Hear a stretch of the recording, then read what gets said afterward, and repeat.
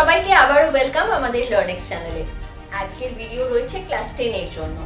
সামনেই তো first summative পরীক্ষা, যেই পরীক্ষার সিলেবাস হচ্ছে ফার্স্ট চ্যাপ্টার, সেকেন্ড চ্যাপ্টার আর থার্ড চ্যাপ্টার।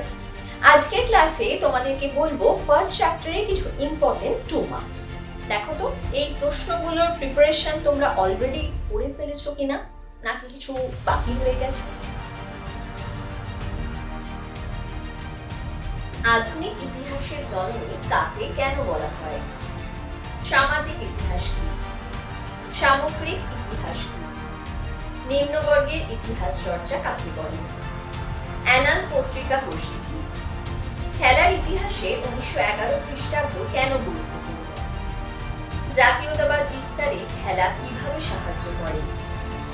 বিশ্বায়ন মানুষের পোশাক পরিচ্ছদকে কিভাবে প্রভাবিত করেছে?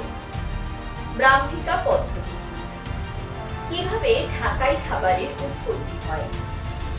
আঞ্চলিক ইতিহাসের গুরুত্ব কি? ফটোগ্রাফি কিভাবে আধুনিক ইতিহাস চর্চার উপাদান হয়ে উঠেছে? ফটোগ্রাফিকে পুরোপুরি নিরপেক্ষ ঐতিহাসিক উপাদান কেন মনে করা হয় না?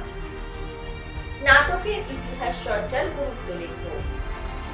আধুনিক ইতিহাস চর্চায় চলচ্চিত্রের গুরুত্ব লেখো। সামরিক ইতিহাস চর্চার গুরুত্ব লেখো। পরিবেশের ইতিহাসের গুরুত্ব লেখো। দুটি পরিবেশ আন্দোলন সম্পর্কে লেখো।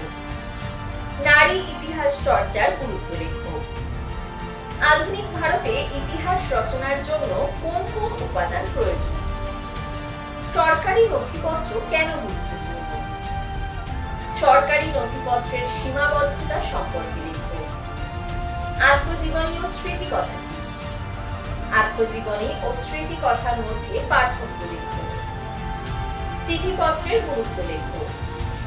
ইতিহাসের উপাদান হিসাবে সংবাদপত্রের গুরুত্ব লেখো। কোন সময়কে কেন বঙ্গদর্শনের যুগ বলে? সোমপ্রকাশ পত্রিকা কেন বন্ধ হয়ে যায়? দেশীয় ভাষায় সংবাদপত্র আইন কি?